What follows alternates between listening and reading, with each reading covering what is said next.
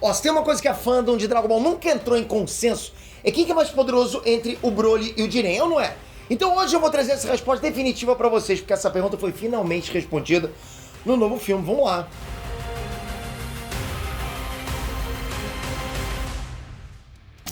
Estrantes, Peter aqui.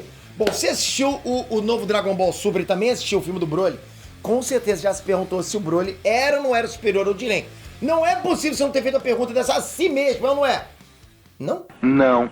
Mas se eu disser pra vocês que o Dragon Ball Super Super Hero já respondeu essa pergunta? Pois é, galera, assim que o filme estreou, a internet foi rápida, mais rápida que o Sonic, e se encarregou de spoiler geral. Então é importante deixar claro aqui que vai ter spoiler, tá? Spoiler alert pra vocês sobre o filme, porque só assim eu vou conseguir justificar o que eu tô dizendo. Então nem perde tempo, capricha nesse like, metralha esse like, vai ser bom pra caramba. Galera, é o seguinte, ó, fique claro, isso aqui não é teoria. O que eu vou dizer é uma informação que foi tirada do próprio filme, mais precisamente de um diálogo entre o Goku e Vegeta. Então, se vai contestar o que eu vou dizer, contesta o Goku e Vegeta. Eu não tenho nada a ver com isso, ok? Só estou aqui como William Bonner, vou só dar informação pra vocês. Então pega uma pipoca, porque a explicação vai ser longa, vamos lá. Existe um momento do filme onde o Goku tá tentando ensinar o Broly a controlar melhor os poderes dele lá no templo do Bills. Porque sim, o Goku levou o Broly pra que eles pudessem ir lá treinar juntos, mas o Goku tá claramente tendo problemas com isso. Porque parece que nesses anos todos não houve evolução nenhuma. O Broly continua perdendo o controle toda vez que começa a aumentar os poderes dele, né? E a gente sabe o que acontece quando o Broly perde o controle. Ele vira berserk total. Depois disso, o Goku vê o Vegeta meditando e pergunta se ele tá afim de lutar com ele. Como se fosse um rachão, né? Usando o linguajar do futebol aqui. Mas o Vegeta diz que não tá afim agora porque ele tá tentando se fortalecer mentalmente. Lógico, meditando, né? O Goku tira, inclusive, um sarro do Vegeta dizendo que isso é besteira e tal. Só que aí o Vegeta diz a frase que vai responder essa pergunta desse vídeo. O Vegeta diz que durante o Torneio do Poder, ele percebeu que o Jiren parecia se mover por puro instinto, mas que o nível deles não era tão diferente assim, ou seja, o Vegeta tá deixando claro que não foi a diferença de poder bruto que fazia o Jiren ser superior a eles, mas sim a capacidade de lutar instintivamente.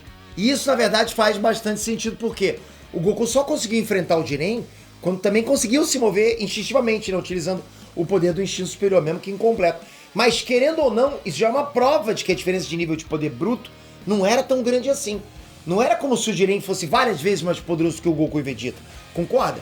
Galera, eu sei que pra muita gente isso vai parecer absurdo, porque os fãs mais old school estão muito mal acostumados com aqueles multiplicadores malucos lá que as enciclopédias antigas criaram, né? Tipo, era sempre PDL, multiplica por isso, multiplica por aquilo. E é por isso que eu insisto em dizer, nenhuma enciclopédia dessas foi criada pensando em Dragon Ball Super. O Dragon Ball Super simplesmente chegou e rebutou essas enciclopédias. Se antes elas faziam sentido, agora não fazem mais.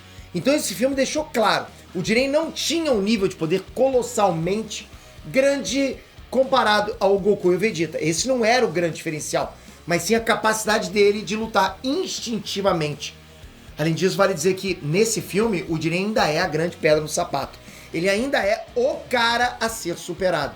Isso quer dizer que nada do que aconteceu no mangá, depois do Torneio do Poder, aconteceu nesse filme. Não teve saga do Moro, não teve saga Granorá, né? Goku não aprendeu a usar o instinto superior, e o Vegeta nem sabe da existência do ego superior. Então, quando o Vegeta diz que o Jiren tá só um pouco acima do nível deles, a referência não é o instinto superior, mas sim o Super Saiyajin Blue. E aí que a coisa pega pro Jiren, porque o Broly já conseguia se igualar ao Super Saiyajin Blue, mesmo sem nenhuma transformação, só se enfurecendo. Até que o Paragus falou que o Broly havia finalmente chegado no limite dele. Mas aí quando o Freeza matou o Paragus e o Broly finalmente se transformou em Super Saiyajin, aí já era. O salto de poder é muito grande pra gente simplesmente achar que o Broly não superou o Jiren. É uma coisa muito alta, de muita distância. De novo, acompanha a lógica. Goku e Vegeta lutaram contra o Jiren. E por isso, né, eles sabem o quão poderoso o Jiren é. Eles sabem, né, porque eles lutaram. Vegeta deixou claro que o nível do Jiren não era muito diferente do deles. Só que o Jiren era muito mais habilidoso porque ele conseguia lutar instintivamente. Tanto que o Goku só conseguiu superar o Jiren porque também lutou instintivamente uma vez que usou o instinto superior. Né? O Goku também lutou com o instinto superior, então ele teve um momento lá de lutar instintivamente.